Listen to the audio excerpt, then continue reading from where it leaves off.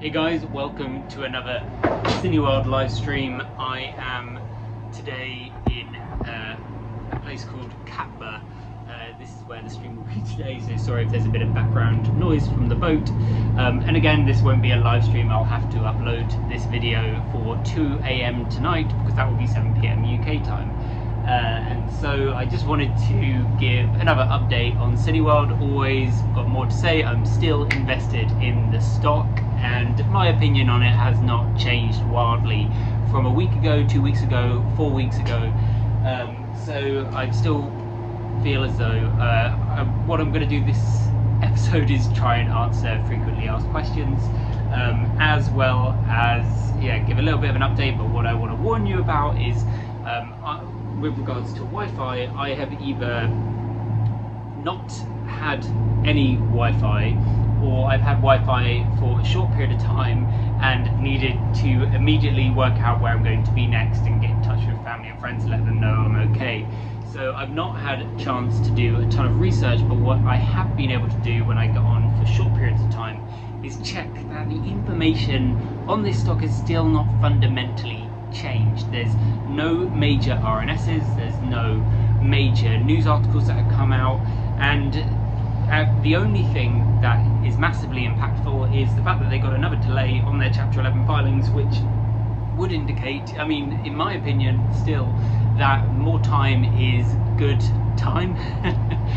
So yeah, the longer that Cineworld have operating is good for shareholders and their odds on returning equity. So in my opinion, the odds of shareholders getting equity has gone up every time that there is a time delay. However, there is a disadvantage to a time delay, is Cineworld's larger debt obligation of, they've got an additional 1 billion that they didn't have a year ago of very high interest debt. However, if they pay that debt off quickly, then they will potentially not have to pay very much interest on it. The question as to whether they could pay it off quickly, what we know at the minute is that they are in a bigger cash deficit as of December, so I think it's really just, we can't know until we get the H1 results, I feel, to know if Cineworld are not only strong, but so strong that they are going to be paying off interest on its debt. So also what I wanted to answer a question, does Maddie hold Cineworld shares? Maddie, my girlfriend in the last video, no, she just does index funds. She's a smart gal.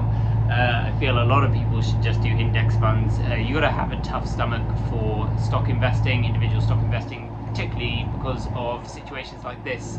I've seen a lot of people sell Cineworld shares, and even if Cineworld go to zero, that does not mean that selling them was a particularly smart move, because ultimately you've got to, it's when you hold on to a few positions like this that you get a 10x will occur. However, if you aren't ready for a stock to drop by 50, 60, 70%, then I'd argue you are in the wrong sport. Index funds would be much better for you, and even index funds can experience drops of 50%, in which case, if you can't handle that, you should be in premium bonds, because what's going to happen is you are going to pull your money out of your stocks far too early, and I've seen a lot of people do that on Cineworld. Although, this is a real potential of going to zero, it's just that you're going to see a lot of this, especially if in this modern world where a lot of you are probably crypto investors, and where I do not condone, I do not consider crypto investing. You've got to be prepared when you're buying a crypto to see it go down 90%. It doesn't mean that it's not going to go up again tremendously in the future. It's just be prepared for that when you're buying a stock, because the worst thing that could happen is when you close out when it's at rock bottom. But I think a lot of you know this information. It's just worth hearing it repeated several times. I think sometimes it takes a little while for it to really sink in.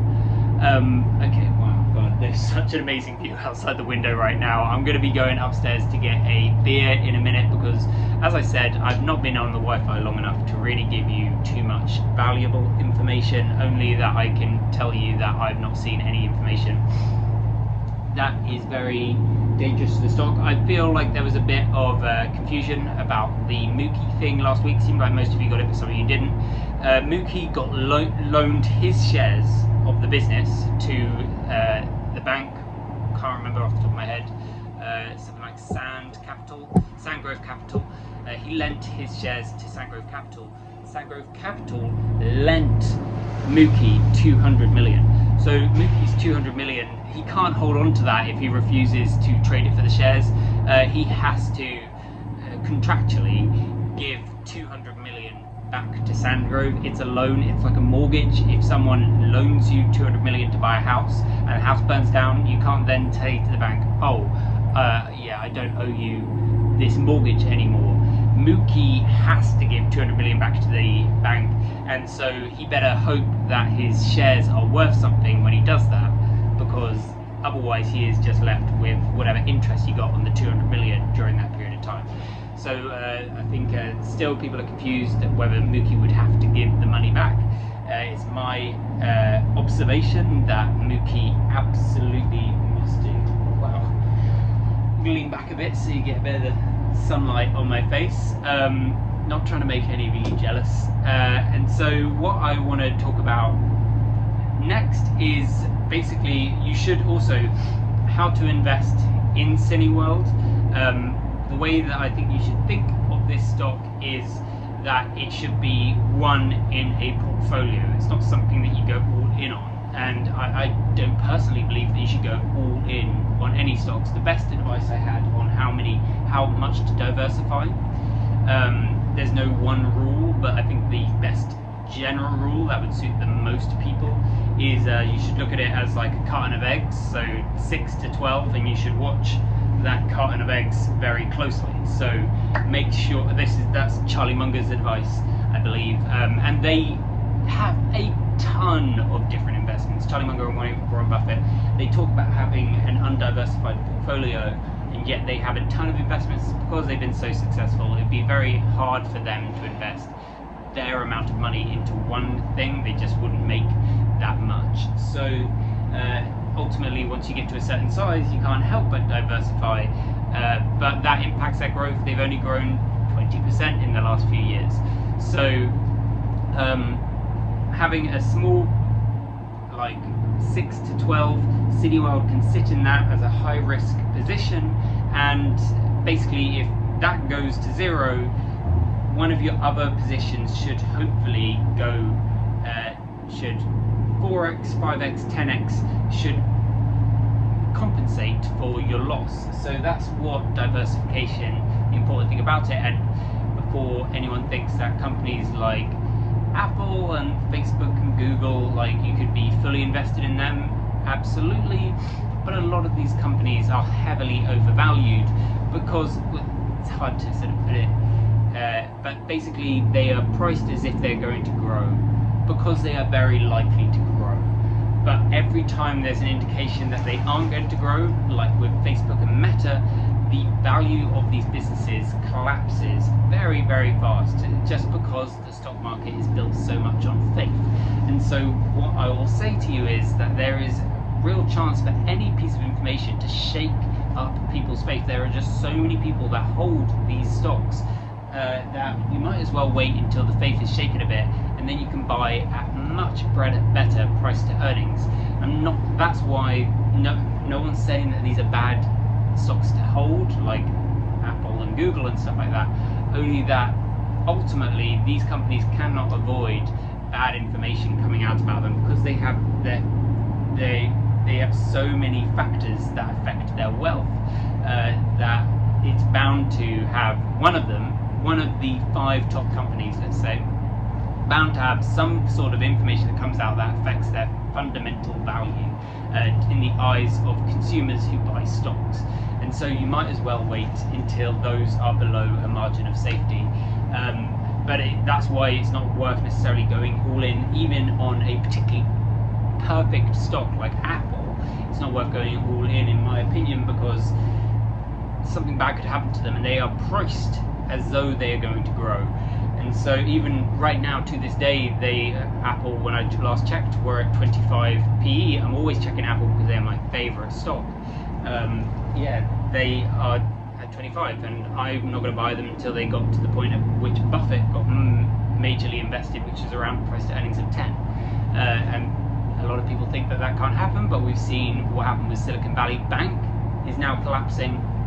And you know what, you couldn't have been a bank in a better part of the world, and you couldn't have had a better pandemic, and yet they are collapsing. I think people are not as worried enough. I think people should be a little bit more worried as to what's going to happen to the overall banking system and how that's going to affect the general society, because what I am most afraid of is that banks are so corrupt and integrated with government that institutional banks are going to get bailed out, because politicians make quick, easy arguments as to why we need institutional banks to keep the flow of capitalism moving.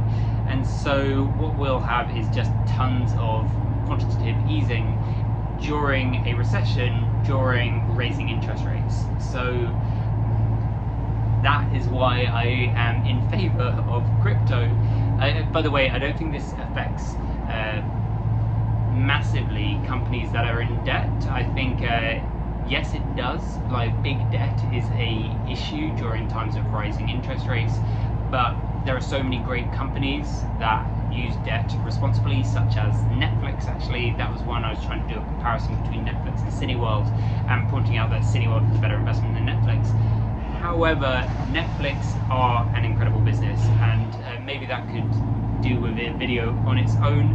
However, I am not recommending that you get invested in Netflix. They're still a little bit overpriced, and they do a few shaky things. So I'm just trying to say that companies can use debt effectively, and Netflix has a massive cash pile to deal with the rising interest rates and its interest payments. So Netflix, I'm just saying that Netflix are a company that have an enormous pile of debt. However, they do have a sensible cash pile to deal with it. There is no right amount of cash. Up until Cineworld's Chapter 11 bankruptcy filing, I thought Cineworld had enough cash, and certainly enough cash flow coming out of the pandemic.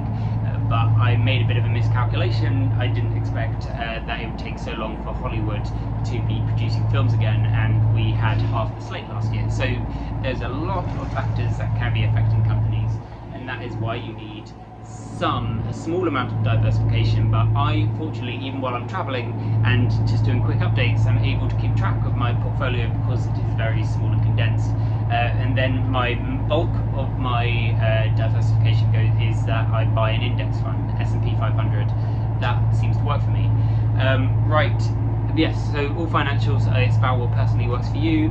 This is not financial advice, and hope you enjoyed this video, and goodbye. Please leave me, oh, by the way, whatever you want me to make content on, ask questions in the comment section, and I'll try and include them in next week's video. Alright, thanks very much. Bye.